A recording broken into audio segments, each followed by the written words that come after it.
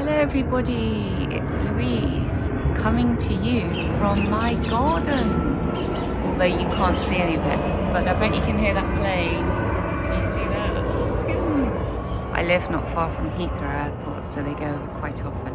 But at the moment, because it's coronavirus, not that many, but you will hear some, and you will definitely hear the parakeets because they are feeding at the moment and they make a lot of squawking sounds. So I'll film them at the end and so you can have a look if you're interested. So this chapter is called Righteousness, and I think it's very important, as all of Neville Goddard's words are, to help us to manifest. So I'm just going to read through and make a few comments, and hopefully they will be helpful to you. Okay. In the preceding chapter, righteousness was defined as the consciousness of already being what you want to be. This is the true psychological meaning, and obviously does not refer to adherence to moral codes, civil law, or religious precepts. So righteousness is the consciousness of already being what you want to be. So you're living in the state of the wish fulfilled, which is what Neville Goddard always advised us to do. So if you're righteous, you're in the future state. So we can think of righteousness as living in right consciousness, righteousness, right consciousness. And that would give you a feeling of great satisfaction that you were in the state that you want to be. That means you had become the person that you wanted to become when you fulfill your dream. What else can I say about that? Righteous. Righteous means being right in the eyes of God. And I never had a really clear understanding of that. I suppose I thought it was doing the right thing, being a good person. But then that's so hard to judge, isn't it? I mean, that's hard to define. But I suppose it would be based upon the two commandments that, another plane gave her, the two commandments that Jesus gave. Because in a way, he replaced the 10 commandments. He summarized them into two. Love the Lord your God and love your neighbor as yourself. And that can be summarized into one, which is just love. So if you are being a good person, you're living in love. And so your neighbor, anyone else gets the benefit of that.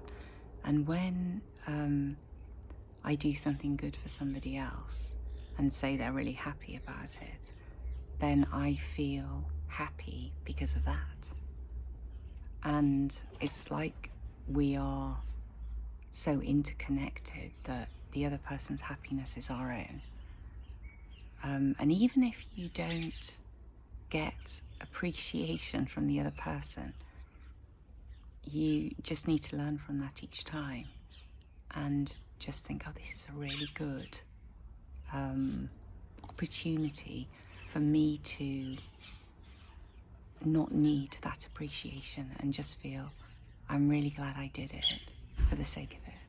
Something like that, you know, just use it as a way to learn in some way. So I'm going off tangent again, aren't I? So I was thinking about what righteous did mean to me before I discovered Neville Goddard's meaning.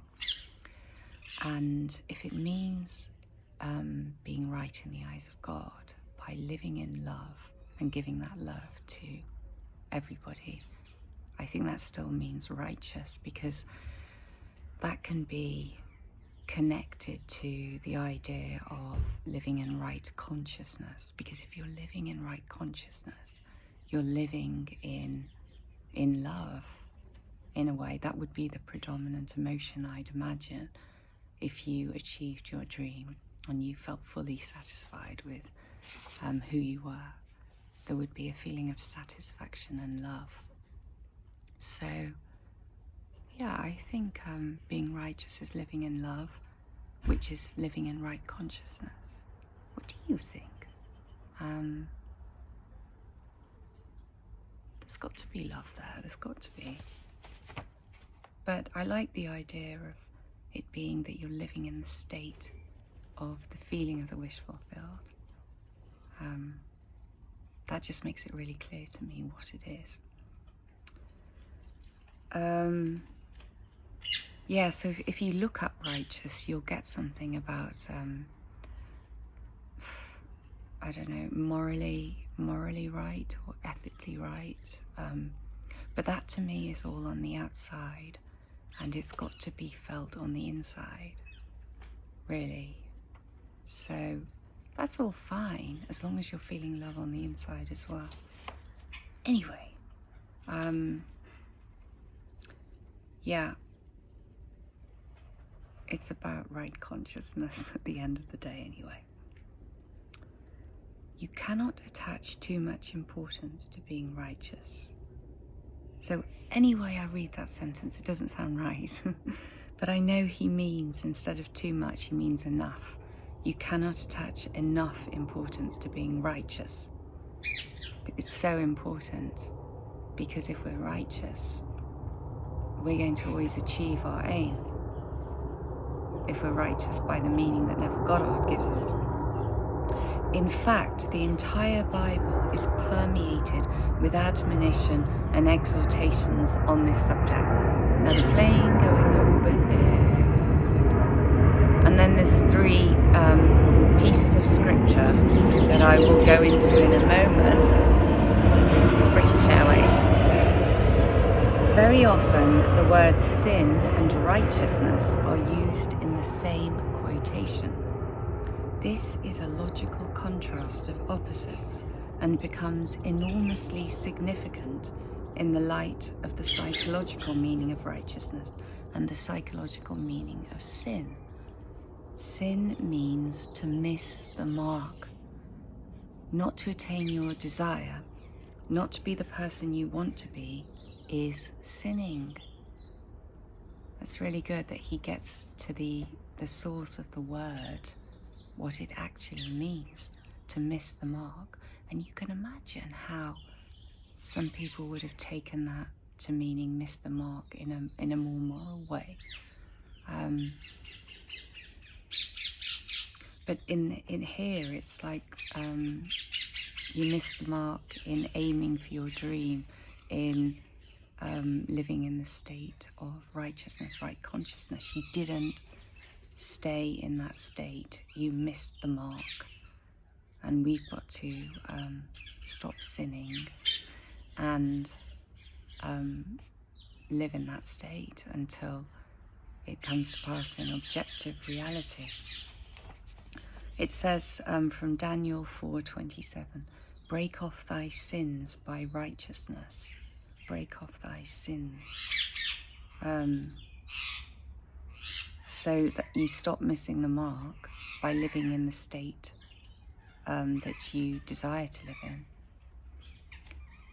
Job 27 verse 6, my righteousness I hold fast and will not let it go. My heart shall not reproach me so long as I live. So my righteousness I hold fast. You're living in the state of the wish fulfilled, and you're staying there, and you're not being distracted by the senses and the whatever comes up in objective reality. You're in that future state, present state, sorry. Genesis chapter 30 verse 33, my righteousness shall answer for me in time to come. So assuming the desired state will lead to its appearance in objective reality. We will see it in time to come. So, they are so noisy, aren't they? I can't really film it on selfie mode. It's really, they're just over there. Don't know if you can see any of them. I'll get them very soon anyway. If you even care, or if you're thinking, shut up. Right, I'm just going to carry on with this, sorry for getting distracted. Righteousness is the consciousness of already being what you want to be. It is a changeless educative law that effects must follow causes. Only by righteousness can you be saved from sinning. So, saved from missing the mark. The cause is living in the feeling of the wish fulfilled. That's the cause of everything that's going to appear in your objective world, which is the effect. So if you stay in righteousness, you will achieve your dream. That's all you have to do. Sounds so easy. And I wonder, is it enough to be dipping in and out of it? I mean, sometimes we get distracted. I think it is. I think it is. Because it's all going into the subconscious mind, the feeling, and objective reality does have quite a strong hold on us, doesn't it? But we can go about dealing with that, treating people the way we would like to be treated, and letting things go over our head. And but we can also be feeling that we are where we want to be. Wow, what is going on? They are going nuts over there. It's all about food. That's all they care about. Aren't you glad that you're a human being? Although some people just care about food. Okay.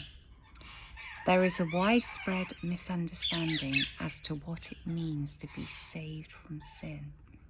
The following example will suffice to demonstrate this misunderstanding and to establish the truth. A person living in abject poverty may believe that by means of some religious or philosophical activity he can be saved from sin, and his life improved as a result.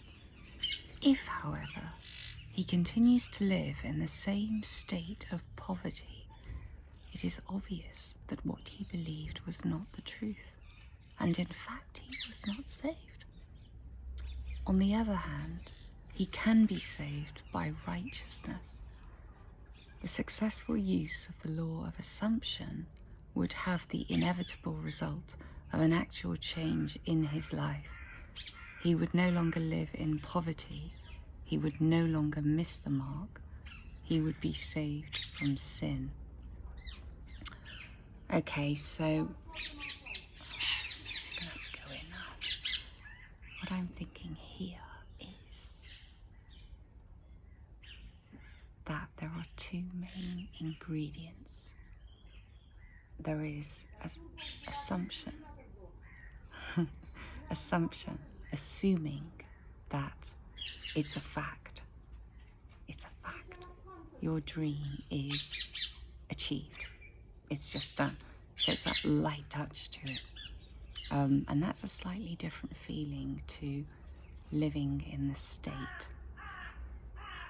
The assumption is the faith and the belief that it's done, the sureness of it all. And living in the state is that feeling of what it would be like. So you need both, really. So just think assumption and righteousness, or living in the state, if that's easier to get a feeling of what it is. So yeah, two ingredients, and you're gonna eat the cake, which is what we all want. It's getting pretty noisy out here, isn't it? Maybe I should go outside. Except your righteousness shall exceed the righteousness of the scribes and Pharisees, ye shall in no wise enter into the kingdom of heaven. Scribes and Pharisees means that those who are influenced and governed by the outer appearances, the rules and customs of the society in which they live, the vain desire to be thought well of by other men. I'm going to go inside because it's too noisy. There's parakeets. They're crazy. Okay, so see them.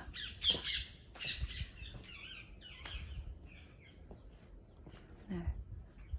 Really fine self you made a heart too. Can you see them?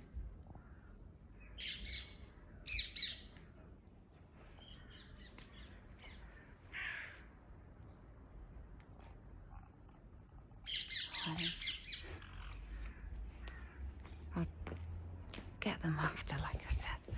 Right, going inside now. No, I can't get them. Sorry, I should stop this recording and do it again. But I'm tired and I've got things to do, so sorry about this. I'm just going through the house. Okay. I like recording in the garden, but the problem is the neighbours come out and there's all the noise and I feel a bit self-conscious, as you've probably realised. So let me finish here. It's just better when you think you can just speak and nobody's listening thinking, what's she talking about? I'm actually thinking, should I start this again? But I don't know. It's going to take too long. Is it okay? Just let me know. And if it's not, I will just do something else.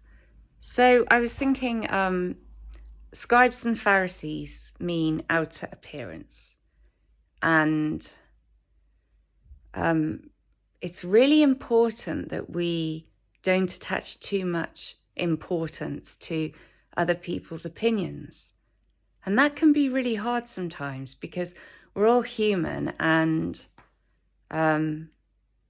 we get affected by certain things, certain sensitive areas that we have. The vain desire to be thought well of by other men. Unless this state of mind is exceeded, your life will be one of limitation, of failure to attain your desires, of missing the mark of sin. That's not good, is it? We don't want a life of limitation or failure. So that shows, that's probably one of the most important sentences in this chapter. We've got to exceed the state of mind of caring what other people think of us. And that's all part of objective reality, isn't it? We've got to treat others as we would like to be treated and let things go as far as we're able to, knowing that it's just objective reality and certain things are already put in motion, aren't they? We can't really stop them from happening. We can choose how we respond to events and people, even though it doesn't feel like we can sometimes when we're fired up, but we can. We've just got to remind ourselves every day that it's objective reality. It's something we've already imagined, the world of the senses. And we deal with it in a positive way and we don't let it get to us, and we live in the state of the wish fulfilled, assuming it's done. So we're going beyond objective reality to the invisible, knowing that that is the source of everything we can see now. And I think that's something that needs to be thought about every day as a reminder so that we don't get caught up in it. as a reminder to stay in the state that's important to us and not feel that this is all there is and it's never going to change. I know I've said this a million times before, but I mean, I need to remember this, especially with work, because it's so easy to get dragged into silly conversations, if you know what I mean. And yeah, better to make a few remarks, but don't get into all of that, because it's not going to serve you at all, or your aim in life. It doesn't matter. And if they're talking about you as well, it doesn't matter. It feels like it does at the time, but you can't control these people. Well, you could imagine that they're being really friendly and you're all getting along really well. That would probably be the best thing to do. And then you're going to see them more positively too, which will have an effect. But just try not to get too tied down by objective reality, because it's just not worth it. It's not going to serve you, as I said. Then he says, this righteousness is exceeded by true righteousness, which is always the consciousness of already being that which you want to be. We're already what we want to be, which blows my mind every time I think about it. Everything is inside us, within our soul. And all we have to do is claim it, claim that portion of the kingdom within us, the portion that we want. And that's, as previously stated, by living in the feeling of what it would be like if we achieved our dream. That's all we have to do. But it requires a lot of practice and habit and reminding ourselves before we can do it consistently, I find. Everything is in that invisible place that we are not aware of at the moment. We're aware of it, but we can't see it because it's invisible. That's why. One of the greatest pitfalls in attempting to use the law of assumption is focusing your attention on things, on a new home, a better job, a bigger bank balance. This is not the righteousness without which you die in your sins. Righteousness is not the thing itself. It is the consciousness, the feeling of already being the person you want to be, of already having the thing you desire. And I think we miss that some of the time, because, and easily done. Neville Goddard does advise us. He talks about imagining different scenes that imply our desire is realized. And so we're focusing on having something, maybe, of already having it, and seeing that thing. And that's important too. But it's to conjure up the feeling of the wish fulfilled. And so you're always thinking, what is the feeling that I would have if I, achieved that state, I suppose? How would it feel? Always ask yourself that. How would it feel? Imagine, create that feeling within you and live in it. And then tell yourself every now and then, I am, blah, blah, blah. It's a fact. It's already done. I'm already that person. because that really adds the sureness to the equation, doesn't it? Yeah, I think it's those two. Those are the main two. It's living in the state and assuming it's already done. Righteousness and assumption. Assumption and righteousness. Where was I up to? I don't know. Bigger bank balance. That would be nice, wouldn't it? Seek ye first the kingdom of God and his righteousness, and all these things shall be added unto you. Matthew 6:33. And Neville Goddard explains that underneath. The kingdom, entire creation of God, your I am, is within you. Righteousness is the awareness that you already possess it all. And already, I think, is the most important word for me in that sentence. Already.